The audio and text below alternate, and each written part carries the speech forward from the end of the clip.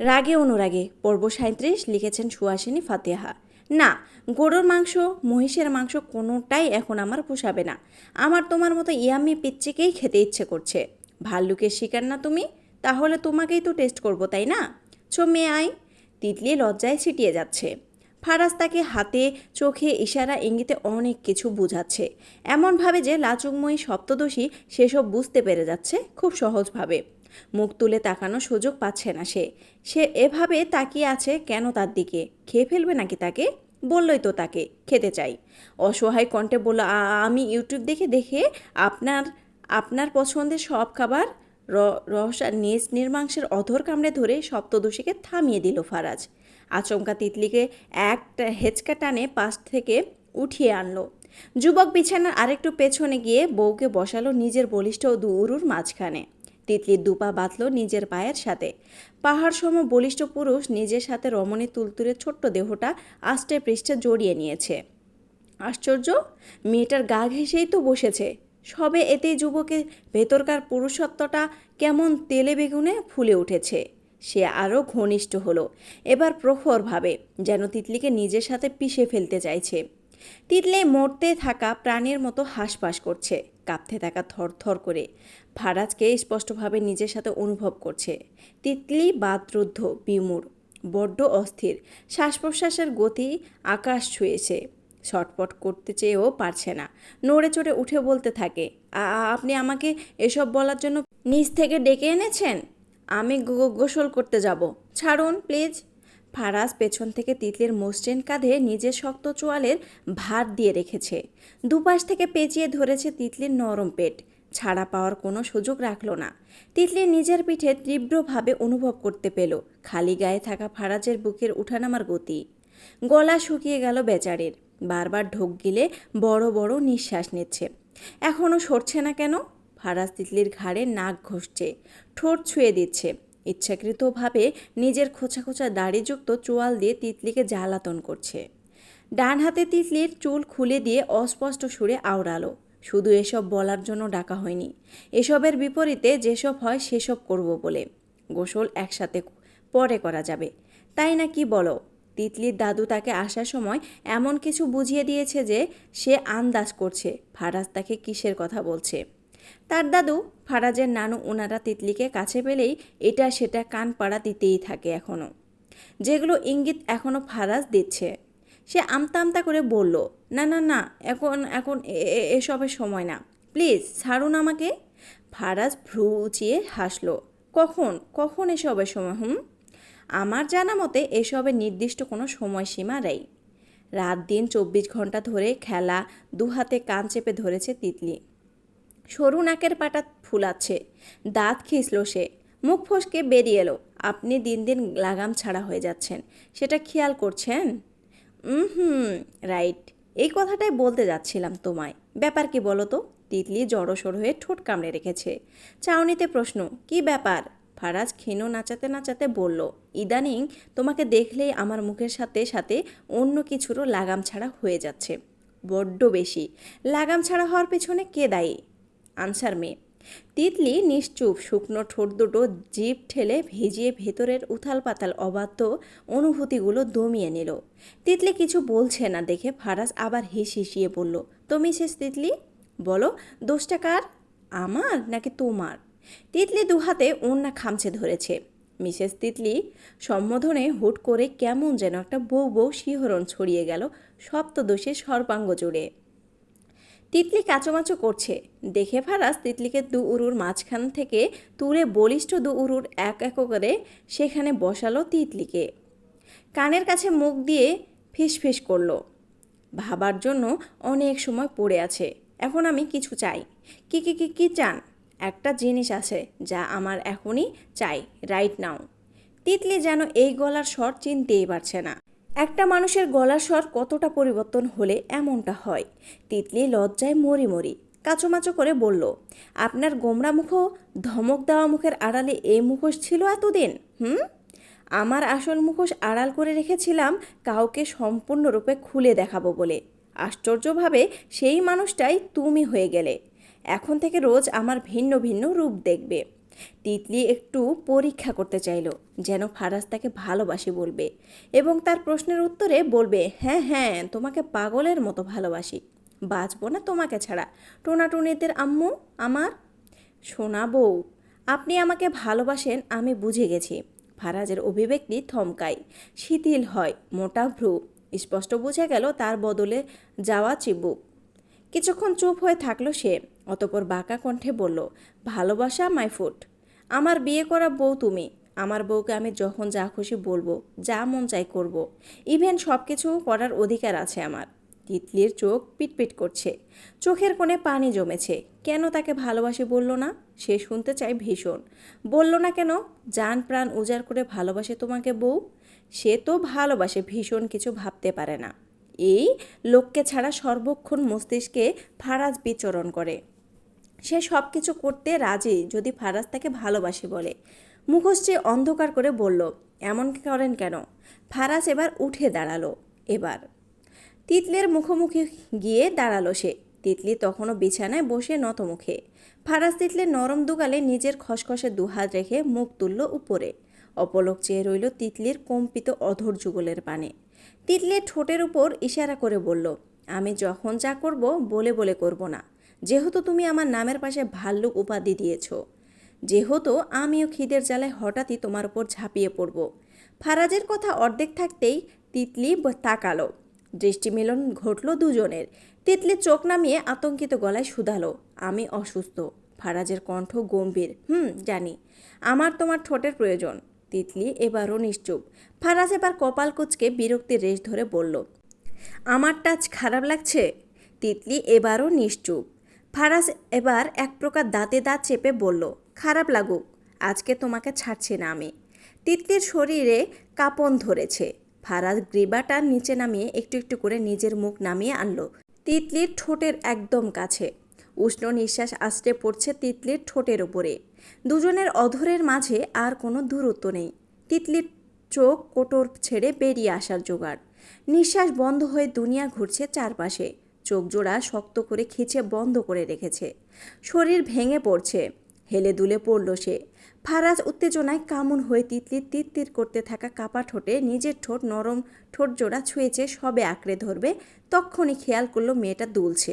তার প্রশস্ত বুকে ঢুলে পড়তে পড়তে অস্পষ্ট সুরে বিড়বিড় করছে, আমি আমি নিঃশ্বাস নিতে পারি না, আপনাকে আমি আর বলতে পারছে না বেচারি। গলায় কথা আটকে যাচ্ছে। একটা বড় সড়ো চুমু খেতে যাচ্ছিল ফারাজ, তার আগে মেয়েটার জ্ঞান হারানো অবস্থা। ফারাজ বিরক্ত হয়ে ইচ্ছাকৃতভাবে তিতলির কাঁপতে থাকা নিচের ঠোঁটে হালকা চাপে কামড় বসিয়ে মুখ তুলে তাকালো। বিরক্তিতে সূচক শব্দ উচ্চারণ করলো। তার সদ্য জাগ্রত হওয়া ফিলিংটা মাটি করে দিচ্ছে। হিসিয়ে আওড়ালো, সামান্য ছোঁয়াতেই এ অবস্থা হলে আমার আসল আদর পেলে কি করবে তুমি? এগুলো তো সামান্য নমুনা মাত্র। তিতলির ঠোঁটের ব্যথা পেয়েছে অনেক। এভাবে তার নরম ঠোঁটকে কামড় দিয়ে ছিঁড়ে ফেলবে নাকি? আমি ঠোঁটের ব্যথা ফারাজ তিতলির নরম অধৈর্যগুলের পানে তাকায়। সামান্য কামড়ে ফুলে উঠেছে এক জায়গায়। যুবক নিজের ডান হাতের তর্জনী আঙুল তিতলির ঠোঁটে রেখে স্লাইড করতে করতে অন্যরকম গলায় বলল, আগেই বলছি আমার আদর সহ্য করার মতো শক্তি জন্মাও শরীরে। আমি নরম নরম আদরে অভ্যস্ত না। যেখানে টাচ করব সেখানে দাগ বসিয়ে তবেই ছাড়ব। এখন সময় দিচ্ছি, নিজেকে প্রস্তুত করো বলে ফারাজ তিতলিকে বিছানায় ফেলে দিয়ে ওয়াশরুমে গেল। এই বেয়াদব মহিলার জন্য এতক্ষণ গোসল না সে বসেছিল। একটা বড় চুমুও খেতে পারল না। এই বউকে সে ছাড়বে না একদম। যেদিন আসল ধরবে সেদিন দম বন্ধ হয়ে মরে গেলেও সে চুল পরিমাণও ছাড় দিবে না। দুপুরের খাওয়ার টাইম। নাছিমা বেগম আজকে আগে ভাগে সবার জন্য ভাত বেড়েছেন। ফারিন বেগম একটু কিচেনের দিকে যেতেই তিতলি যে চেয়ারে বসে খায় সে বরাবর প্লেটে কি যেন মিশিয়ে দিলেন। কেউ দেখার আগে আবার সোজা হয়ে বাঁকা হাসি দিলেন। ফারাজ নেমে আসছে তিতলির আগে আগে। করিডোর থেকে নামার সময় এসব দেখে দেখে আসছে। তার চোখে দৃষ্টি তীক্ষ্ণ। নিচে নেমে এসে খালার দিকে কিছুক্ষণ সন্দেহের চোখে চেয়ে থাকে। চেয়ারের সামনে গিয়ে খালাকে বলল, ওদিকে এটা কি? নাসিমা বেগম চোরা মুখে এদিক ওদিক তাকাচ্ছেন। কিছু দেখে ফেলল না তো? সে যে বাচ্চা কাচ্চা না হওয়ার ওষুধ মিশিয়ে দিয়েছে। যদি ফারাজ কিছু টের পেয়ে যায় তাহলে তো বড়সড় কাণ্ড ঘটে যাবে। ফারাজ যে চালাক, কিছু টের পেলে আস্ত চিবিয়ে খাবে। ঢোক গিলে রয়ে শুয়ে বললেন, কোন দিকে কি ফারাজ? কিসের কথা বলছিস তুই? আমাকে বল, তোর কি কিছু লাগবে? আমি নিয়ে আসি। ফারাজ কিছু জানে না এমন ভাবভঙ্গিমা ধরে রেখে গম্ভীর স্বরে বলল, টেবিলে লেবু নেই, কেটে নিয়ে আসেন। নাজমা বেগম স্বস্তির নিঃশ্বাস ছাড়লেন। আল্লাহ বাঁচাইছে। আচ্ছা তুই বস। নাসিমা বেগম চলে যেতেই ফারাজ ভ্রু কুচকে প্লেট হাতে নিয়ে নাকের সামনে ধরল। ওষুধ জাতীয় কিছুর গন্ধ গন্ধ এসে নাকে ঠেকল। তার মুখের অভিব্যক্তি বদলালো না একটুও। শুধু চুপচাপ লম্বা হাতে প্লেটটা নাসিমা বেগমের বসা চেয়ারের সামনে রেখে দিয়ে সেখানের প্লেটটা তিতলির জন্য রাখল। বিড়বিড় করে বলল, আজকে দেখব এ ভাতটুকু খেয়ে আপনি কি করেন খালামণি। নাসিমা বেগম লেবু কেটে এনে টেবিলে রেখে বললেন, কেটে নিয়ে এসেছি, খা খা। কলেজ থেকে হয়রান হয়ে আসিস, মাঝে মধ্যে লেবুর পানিও তো খেতে পারিস। ফারাজ তখনও দাঁড়িয়ে, হয়তো কারো অপেক্ষা করছে। তিতলি এসে বসতেই তার পাশে বসলো ফারাজ। ঠোঁট এখনও সামান্য ফুলে তিতলির নিচের দিকে তাকিয়ে ভাতে নড়াচড়া করছে। ফারাজ আলগোছে টেবিলের চারপাশ থেকে সব তরকারির বাটিগুলো তিতলির সামনে ঠেলে দিতে সাহায্য করছে, সাথে প্লেটে তুলেও দিচ্ছে। তিতলি অবাক হয়ে যাচ্ছে। প্লেটে এত খাবার দেখে আমি এত কিছু কিভাবে খাবো? ফারাজ চুপচাপ। তিতলির গরুর মাংস রান্না করছে যে সেখান থেকে নিচ্ছে। তিতলির খুশিতে তর সইছে না। ফারিন বেগম বললেন, খাও মা। খাওয়া নিয়ে লজ্জা পেতে নেই। আবার মুচকি হেসে বললেন, গরুর মাংস কিন্তু অনেক ভালো হয়েছে। দেখো ফারাজ কয়বার নিল। তিতলি খুশি হলো অনেক। এখন ইচ্ছে করছে নিজেই গিয়ে কয়েকটা চুমু খেতে, কিন্তু যখন ভাল্লুক আসে তখন সে ফার্মের মুরগির মতো ছটপট করে। আফজাল খান অফিসে, আজকে জরুরি মিটিং আছে ওনার, না হলে উনিও কিছু বলে বসতেন। নিজস্ব অফিসে ছেলেরা দুজনের একজনও দাঁড় ধরে না। কেউ কলেজে টিচারগিরি করে, অন্যজন বাপের হোটেলে খায় বসে বসে। নাজমা বেগম একটু বাথরুমে গিয়েছিলেন, সেখান থেকে এসে খেতে বসেছেন। কয়েক লোকমা খেতেই কেশে কেশে শেষ ভদ্রমহিলা, বমি করে দিবেন মনে হয়। ফারিন বেগম বোনকে এমন করতে দেখে গ্লাসে পানি ঢেলে দিতে দিতে বললেন, কি রে, পানি খা। মাথায় উঠে গেছে মনে হয়। নাসিমা বেগমের অবস্থা বেহাল, মুখের উপর ঘাম যাচ্ছে ভয়ে। পানিটুকু খেয়ে নিল, বমি বমি পাচ্ছে। তিনি বেসিনের দিকে দৌড় দিল, সাথে নীলাও দৌড়ে মায়ের পেছন পেছন গেল। তিতলি খানা থামিয়ে দিয়ে বলল, কি হয়েছে খালামণির? ফারিন বেগমও উঠে যেতে যেতে বললেন, গলায় ভাত আটকে গেছে মনে হয়। ফারিন বেগম বেসিনে গিয়ে এক গাদা বমি করেছেন, নাক মুখ লাল হয়ে গেছে। ফারাজ একদম চুপ, সে খেয়ে দিয়ে হাত ধুচ্ছে নিজের মতো, যেন কিছুই জানে না।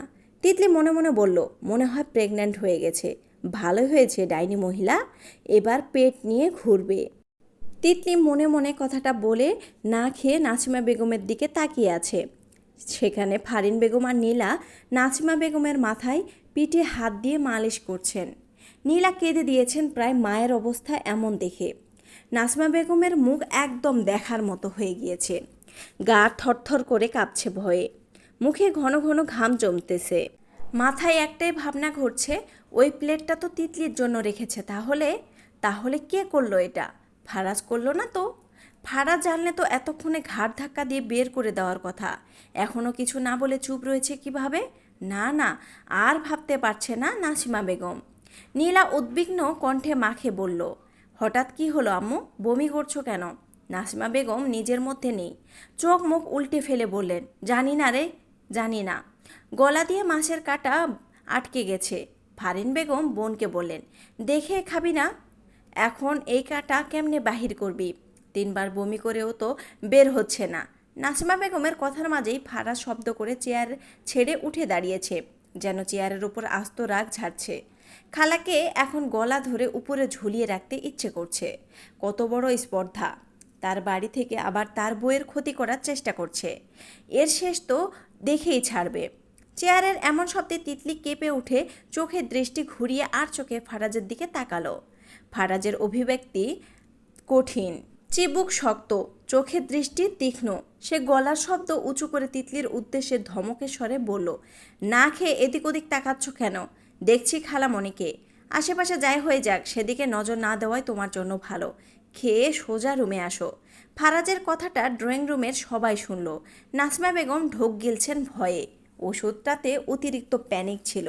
যে খাবেই খাক, কয়দিন ওয়াশরুমে যাবে আর আসবে। সাথে কোনো দিন বাচ্চা না হওয়ার মেডিসিন মেখে দিয়েছিলেন। তিতলি আমতা আমতা করে ফারাজকে আস্তে করে বলল, ইয়ে মানে আসলে খালামণি কি প্রেগনেন্ট? দেখুন বুড়ো বয়সে এসে প্রেগনেন্ট হয়ে গেছে। ফারাজ চোখ ছোট করে তাকা দিয়ে তিতলির বকবক করা ঠোঁট দুটো থেমে যায়। ফারাজের চোখের দৃষ্টি স্থির হয়। আশ্চর্য, পিচ্চি বউকে ইদানিং তার এত ভালো লেগে যাচ্ছে কেন? কারণে অকারণে সারাক্ষণ জ্বালাতে মন চায়। দু চোখের সামনে বসিয়ে রেখেছে মেয়েটা সব বাচ্চামো সহ্য করার ধৈর্য বাড়ছে। এত ধৈর্যশীল পুরুষ সে হলো কবে থেকে? তিতলি বেঘরে দাঁত কেলিয়ে বলল, প্রেগনেন্ট হলেই তো খাওয়ার সময় বমি করে, তাই না? ফারাজ চোখ রাঙিয়ে তিতলিকে থামিয়ে দিয়ে গম্ভীর সুরে বলল, আমি এখানে দাঁড়িয়ে থাকবো যতক্ষণ না তুমি প্লেটের ভাত খেয়েছো। চুপচাপ খাওয়া শেষ করো। তিতলি মুখ ভেঙচি কাটল। রুমে গেলে তখন শুধু কাছে আসো বলে ডাকবে, আর এখন বিশুদ্ধ পুরুষ হাসতেছে। সহসা একটা আবদার করে বসে সপ্তদোষী, আপনি খাইয়ে দিন। ফারাজ কিছু বলে না। বউ হেভাবে তার কাছে আবদার করেছে, খাইয়ে দিলে তাতে মন্দ কি? গভীর দৃষ্টিতে তিতলির মুখের দিকে তাকিয়ে থেকে আবার চেয়ার টেনে বসলো। প্লেট টেনে এনে তিতলিকে খাইয়ে দিতে শুরু করলো। তিতলি মুখটা উজ্জ্বল হয়ে গেল।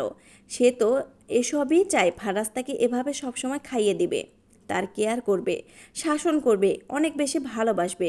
কিন্তু আফসোস তাকে ভালোবাসি বলে না। এজন্য সপ্তদশীর দুঃখে রীতিমতো দুঃখবোধের শেষ নেই। মুখ ফসকে বলে বসলো, আপনি আমাকে এভাবে সব সময় খাইয়ে দিলে আমি নাস্তা, ভাত, চা, মুড়ি, ব্রেড, তিতা করলা, লতা পাতা যা দিবেন সব খাবো। সহসা ধারালো দাঁতের স্পর্শে নিচের অধর কামড়ে ধরল ফারাজ। বাঁ হাতে প্লেট সাইডে রাখলো। গম্ভীর মুখখানায় আচমকা শ্লেষাত্মক ভাবভঙ্গি ধরে রেখে মুখ নামালো মেয়েটার কানের কাছে। অতপর ফিসফিস করে আওড়ালো, চাইলে আমাকেও তো টেস্ট করতে পারো, এতে কিন্তু অটোমেটিক মোটা হওয়ার চান্স বেশি। কপাল গোছালো তিতলি। মুখবয়বে হতভম্বতা রেশ ধরে আচানক মুখ তুলে শুধালো, আপনাকে টেস্ট করব মানে?